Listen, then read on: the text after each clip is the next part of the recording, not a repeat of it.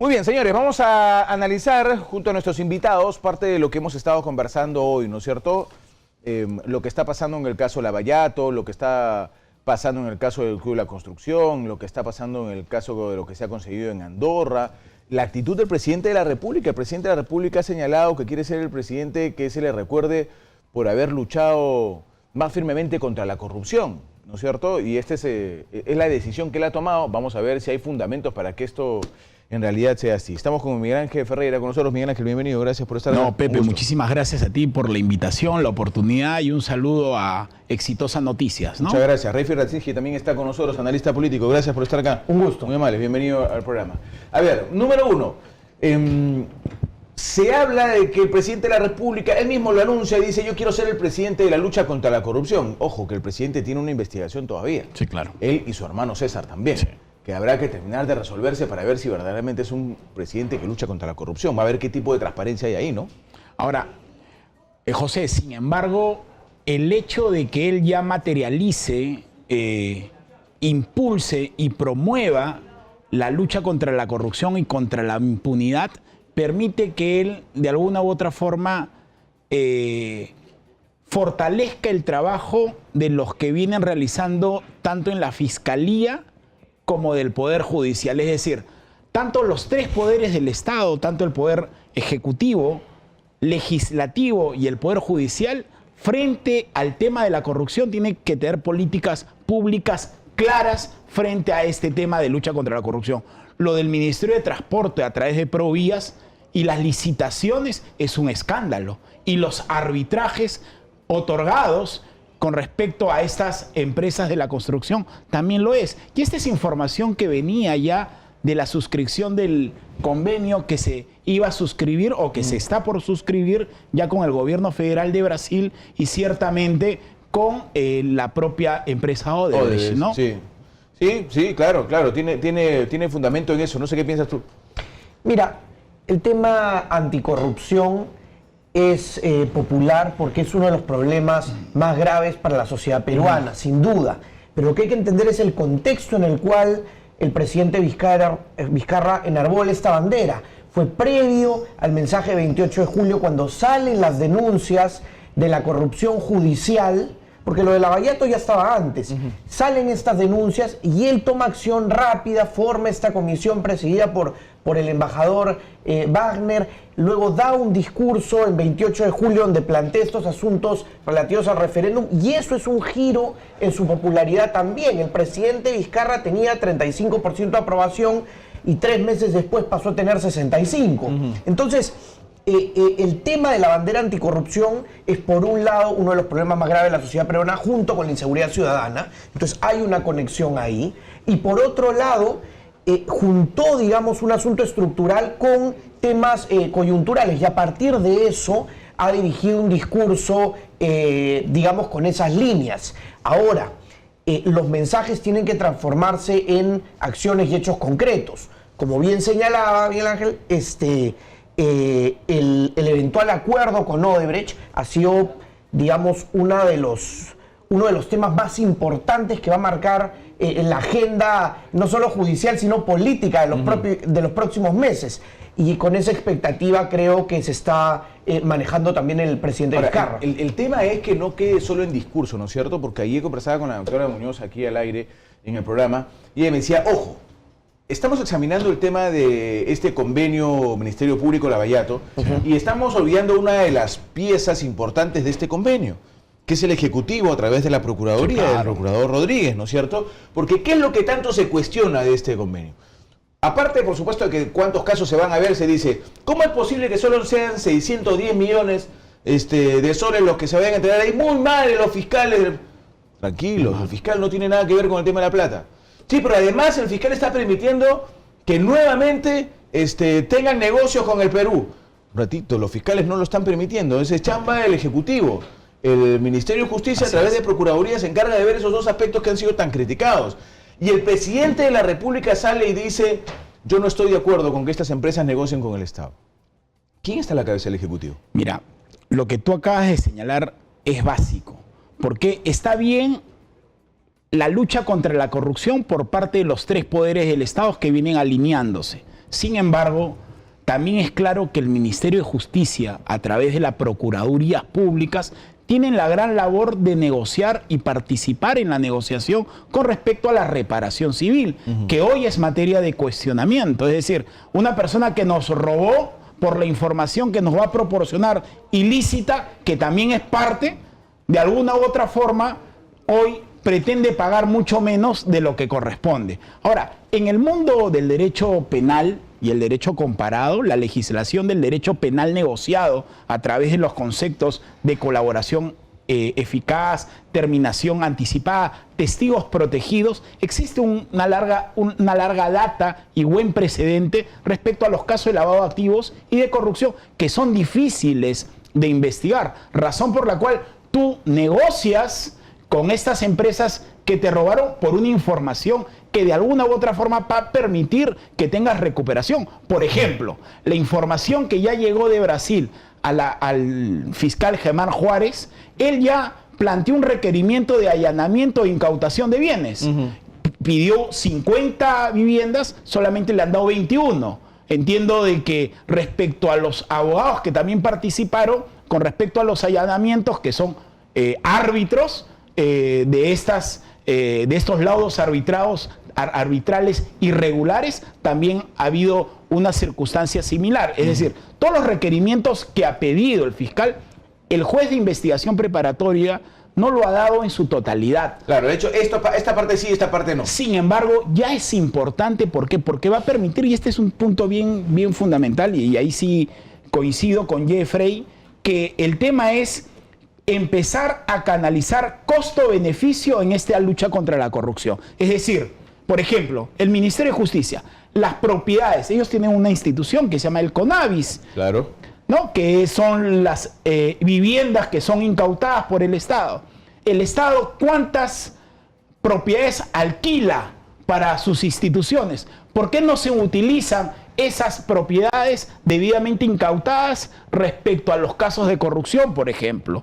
Ese es un tema importante en términos de costo país, como un eje de desarrollo, en recuperar lo que ilícitamente gente funcionarios de baja estofa han actuado en contra del Estado, razón por la cual tenemos una responsabilidad no solamente en la criminalización de la política, sino en la obtención de los activos que hemos dejado como Estado de ganar. Y eso es importante, Pepe, ¿no? Sí, sin duda alguna. No sé qué piensas, Jeffrey. Sí, mi sensación en relación a la reparación, ¿no?, a la indemnización por el daño causado. El papel que juegue el Ejecutivo en este tema. En relación al papel eventualmente que juegue el Ejecutivo o a cuál es el monto, mi sensación es que es algo que sería criticado, digamos, la gente que está objetando el acuerdo lo criticaría si fueran 400 millones, 800 o 1.000 millones. Creo que ese no es un punto de fondo. Creo que un sector crítico de este eventual acuerdo se está tomando de ese monto para simplemente procurar truncar un acuerdo que en buena cuenta, como prioridad, creo yo, debería tener conocer y poner a disposición material probatorio que nos permita saber cómo funcionaba esta corrupción de manera sistemática, generalizada, e individualizar, identificar a una serie de investigados. Yo estoy de acuerdo que la prioridad en el tema del acuerdo debe ser la información. Yo estoy de acuerdo con eso. Es lo básico. Con pruebas de correlato, claro, ¿no? Por supuesto, con las pruebas que además está en el acuerdo. Dice, no solamente son palabras, sino que me vas a aprobar documentariamente todo este tema. ¿Qué es la lógica de la colaboración? Eso está muy bien. Pero ¿sabes qué pasa, Jeffrey, Miguel Ángel? Que este mismo gobierno, y hay que decir las cosas claras, pues, ¿no es cierto? Hay que decir las cosas de frente. Este mismo gobierno se ha encargado de poner cifras que no está cumpliendo, pues. Esta misma gestión. Porque dijeron primero que deberían ser como 4.000 millones de dólares la reparación civil, después dijeron no, la reparación debería ser 1.500 millones de dólares, ¿cómo es posible que se pida tan poco de reparación civil? Y este mismo gobierno desde el Ejecutivo lo ha planteado varias veces. Mira, uno de los grandes problemas dentro de la gestión pública es la poca eficacia y eficiencia de los funcionarios públicos. Es decir, los abogados principalmente estamos formados para litigar o de alguna u otra forma, investigar en el caso de los fiscales y en el caso de los jueces hacer un control de constitucionalidad. En el caso de los procuradores, representar al Estado. Sin embargo, esta visión en términos de análisis económico del derecho, de alguna u otra forma está faltando. Y falta coordinación entre el ministro de Justicia con el premier y el presidente de la República, porque efectivamente paradójicamente existe información totalmente diferente entre tres personas respecto al monto, materia de reparación y exigencia a estas empresas que de alguna u otra forma se coludieron con funcionarios públicos en contra de los intereses del Estado. Sí coincido de que efectivamente el presidente tiene que reunirse principalmente con el ministro de Justicia y con los funcionarios y procuradores para efectos respecto a la información, que dé una información adecuada y que se transparenten los acuerdos a efectos de no tener ningún tipo de falta de transparencia en este año de la lucha contra la corrupción y contra la impunidad. Ahora, muchos podrían decir, cuidado con la independencia de los procuradores. Ojo, son procuradores del Estado. Claro. No estamos hablando de los jueces cuya decisión No, pues es intocable, totalmente tú no la miras ni la cuestionas, claro. es el juez el que ha determinado. Así es. Estamos hablando de procuradores. Eso sí tienen que tener una coordinación con el ministerio con el que dependen. Y el ministro de Justicia, una coordinación con el pleno del Consejo de Ministros. Así es. Encabezado por el presidente de la República o el presidente del Consejo de Ministros, que deben saber cuál es la política de Estado frente a la lucha contra la corrupción. Así es. Entonces yo no te puedo decir, debería cobrarte 1.500 y te cobro 600, ni siquiera 600, te cobro 200 millones de dólares. Y además te debo decir, como política de Estado, yo no negociaría nunca más con ellos y finalmente termino diciendo, no, sí, tú vas a poder negociar con el Estado. Hay una contradicción. Sí. Si apuntamos al Ejecutivo y al Ministerio de Justicia en particular por los temas que refieres, creo yo que la crítica se podría incluso ampliar, porque en esta coyuntura el ministro de Justicia debería tener un protagonismo mucho mayor. Y debería ser un vocero del gobierno, digamos, mucho más contundente. Y mi sensación es que no está teniendo el protagonismo que le corresponde por los temas que están en agenda. Y no solo por este eventual acuerdo con Odebrecht. Recordemos lo que se ha aprobado hace muy poco en el referéndum. Recordemos cuando hablamos de la Junta Nacional de Justicia, porque los temas están vinculados. No solo por el momento, sino por los contenidos. Entonces, creo yo que el ministro de Justicia, que tiene experiencia política, recordemos fue electo parlamentario, es congresista, entonces mi sensación es que no está teniendo el protagonismo que debería, que le corresponde ser un vocero más claro, pero sobre todo más contundente con los temas vinculados a su sector y cómo no, pues, a enfrentar los temas de corrupción. Ahí me parece que hay una carencia importante de parte del Ejecutivo. Ahora, yendo a otro tema que también tiene que ver con corrupción, que tiene que ver directamente con el tema del Club de la Construcción. Claro, es me tema parece delicado. que es un tema, no solamente, mi estimado Miguel Ángel, delicado, que lo es, por supuesto, sino que creo que tratándose de organismos del Estado directamente vinculados, es decir, ¿qué consistía el Club de la Construcción? Un grupo de empresas que coordinaba con asesores, con viceministros y supuestamente con ministros, le decían, compadrito, ya, esta obra le toca a Jeffrey, 5% para acá, esta obra le toca a Miguel Ángel, esta obra le toca a Pepe Rocha, esta obra le toca... Y así se iban repartiendo entre ellos las obras, iban unas repartijas y al final había una tela de corrupción mafiosa impresionante. Hasta ahora solo he visto involucrado a un ministro, a un exministro que es Paredes, ¿no es cierto? A él, al hermano, y a un asesor que es el que está soltando parte de todo este tema. Me parece que desde el Ejecutivo debería también existir ahí una suerte de transparencia, ¿no? Mira, lo que acabas de mencionar es penoso y preocupante. ¿Por qué? Porque la construcción representa el 25% del Producto Bruto Interno. Es decir, muy fuerte. A raíz de este club de la construcción denominada, se vincula a otras empresas de la construcción que seguramente vienen actuando de manera correcta.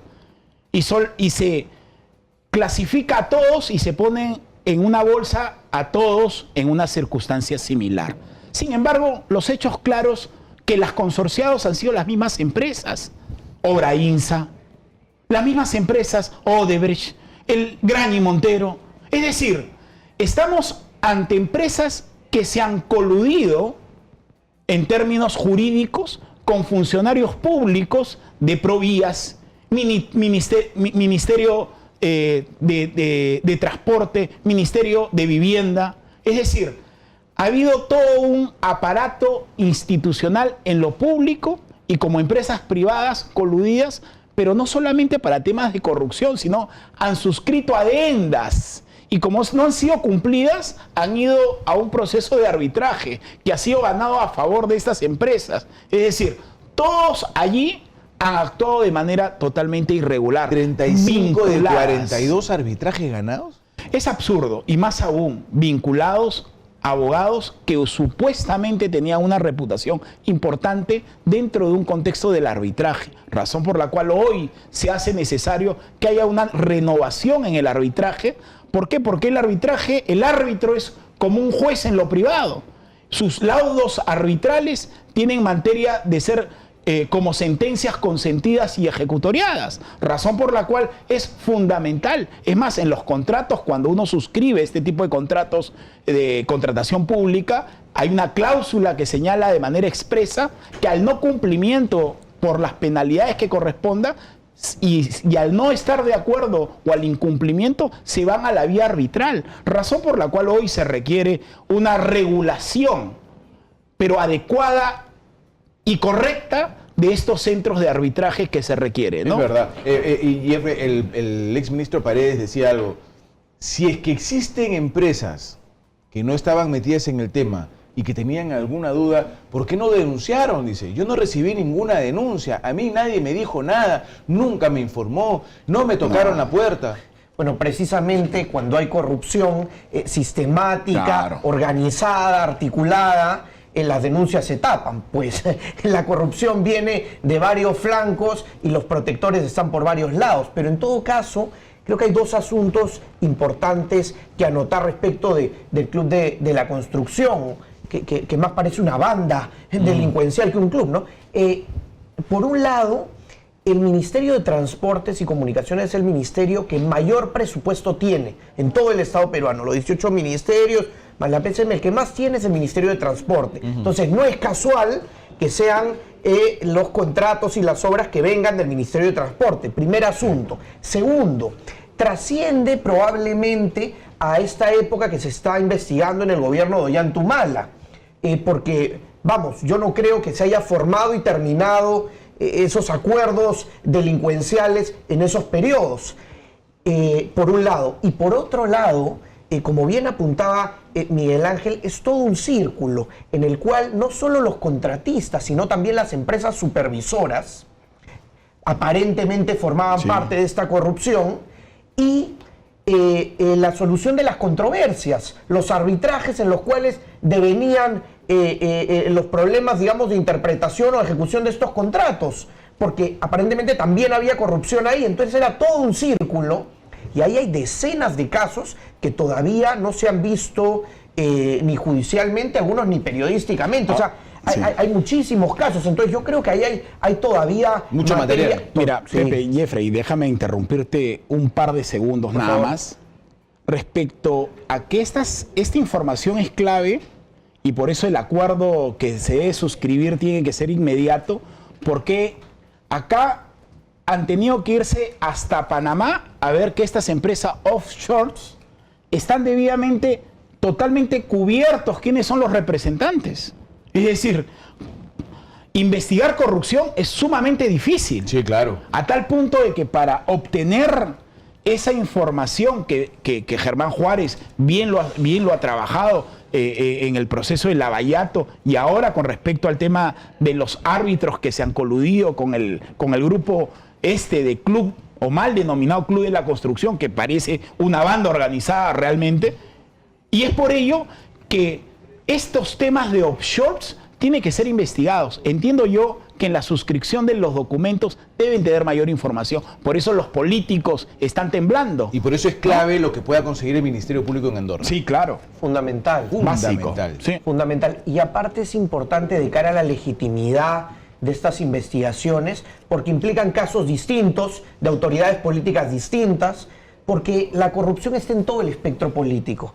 Parte yo he oído de los críticos al eventual acuerdo con Odebrecht o investigaciones con Andorra, es, oye, se está investigando a un sector político y no a otro. Entonces, es muy importante porque el caso de Andorra o eventualmente el caso de Odebrecht va a tocar a distintos puntos del espectro. Eso le va a dar legitimidad de cara no solo a la ciudadanía, sino también a la propia consecuencia, digamos, al propio fundamento que pretende políticamente enarbolar esta bandera anticorrupción, claro, más allá de la práctica, obviamente, judicial independiente. Es muy importante. Sí, es fundamental, ¿no? Ahora, yo quiero preguntarles algo porque además ustedes son analistas y conocen bien el derecho.